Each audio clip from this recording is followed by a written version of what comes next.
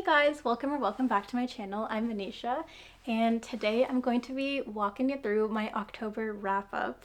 So in the month of October, I read 6 books. So I read 4 ebooks and then I listened to 2 audiobooks. So the first 3 books I read in October were all part of the same series. So I read the first 3 books of the Zodiac Academy series. So the first 2 books I rated 4 stars, and then the third book I rated 4.25. So I found that the first 2 books, obviously I'm not going to go into intense spoilery thoughts about the series, but the first 2 books were a lot of world building and establishing the dynamics between our 2 main characters, Tori and Darcy, and their friend group, and then also kind of the villains and malignant forces that are kind of at work in this world that our heroes are going to have to overcome eventually. And so it was a little bit slower going, but I absolutely blazed through the first book, The Awakening, because I was just so excited to, get going in this series, because I had spoiled myself, because that's how I prefer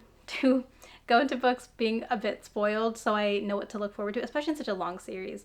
So I was blazing through because I was so hyped up. I just finished watching Larry Reed's videos and I was like, okay, there's something here. I'm excited. I'm going full throttle. And then I got to the third book. We have less world building and more actual events happening that are propelling the plot forward. Absolutely loved that. Again, 4.25. Amazing. Incredible. I then, moved on from that. I took a little break because we were coming closer to the end of the month and I just wanted a little palette cleanser. I feel like when I'm staying in one world for too long, it doesn't always work. Some worlds, I feel like some story worlds you can really stay in and really immerse yourself in, but in such a long series, I feel like you need to have a little break between chunks of the story. So I then did a little 180. I read Two Can Play by Ali Hazelwood, and I rated this audiobook 4 stars. I think it was very cute. It was very simple. It's only 4 hours, so really it's not it's not too intense a romance, but it was very cute. It follows our main character, and she's a video game developer at a small company, and basically this larger studio is making a video game adaptation of her favorite series, but they don't trust that this small company that she works at will be able to handle such a large project, so they are encouraging her company and a rival company to team up to work on this project together. And of course she's had some misencounters with this other lead developer at the other company, and romance happens. It was very cute, very quick. Again, it was exactly what it needed to be, a palette cleanser. And then moving on, I then read 2 books in my Spooky Reads video. And I first started with Tender Beast, which I listened to an audiobook by Liselle Sambury. I think I found a new favorite author. This author's just ability to capture characters and complex family dynamics just incredibly well it was just stunning. It was just stunning. So basically this book is following our main character, who has a brother that was charged with the murder of his girlfriend.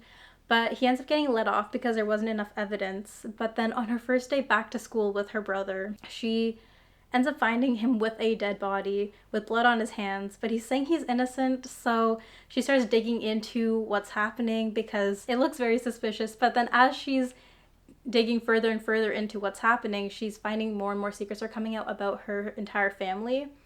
And so she's kind of stuck between having to protect the secrets of her family or potentially prove the innocence of this brother she doesn't really know too well. I think this was a really great book in terms of I wanted something that was kind of thriller, spooky, supernatural, and this book took me there. It was just the epitome of spooky, scary Halloween book. If this was made into a mini series, I would eat this up so hard. It was just amazing, incredible.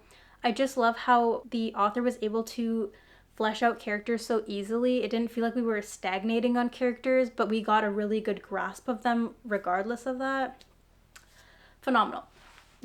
And then the last book I read in the month of October was The Graveyard Shift by M.L. Rio. So this book, I didn't really have a lot of knowledge going into it, and I had never read If We Were Villains by M.L. Rio, so I had no idea what this author's usual writing style was, how they usually pace their books and stuff like that. But The Graveyard Shift is a novella, so maybe it wouldn't have been a quite one-to-one comparison to If We Were Villains. But I thought that this book's concept was very interesting, but I think the execution just felt like something was lacking, because the events that are taking place in this book are particularly impacting one of the characters. So this book is following this cast of 5 friends who always meet in this churchyard to smoke, because around them there's boundaries where they can't smoke, and so then that just becomes the natural point where they're able to just smoke how they want to, and it tends to be midnight that they meet up. And one night, they're meeting up and they find this hole is dug in this churchyard, which very creepy. And this churchyard is abandoned, so again, double the creepiness. And so they kind of disperse, and then 2 of the friends end up kind of staying back, and they notice that the person that dug the hole is coming back. And so this book kind of follows the friend group as they follow this person around and kind of see what's going on. Again, like I was saying, all of these events and the reason for these events is kind of impacting one person in specific. So I wish that this book was told more in a way that, because it is multiple perspectives, I think it would have been better to have one perspective that was the prominent one, that was that took up the majority of the chapters, and then obviously have that perspective be the person that's impacted by these events, and then have the other characters kind of have less chapters and have them more interspersed throughout, to have whatever point of view or information that they had just come out more naturally. Because I feel like sometimes we were spending time in characters' heads that, like, I'm just like, you're not that relevant to the story. So I just didn't love it. I just didn't love that it felt like everyone was equally important, but they weren't. So I think the way that the multiple point of views worked out was not really the best way to tell the story, in my opinion. But I'm not a writer. Who knows? Maybe the author did try to do that and it just didn't flow as well. I have no idea.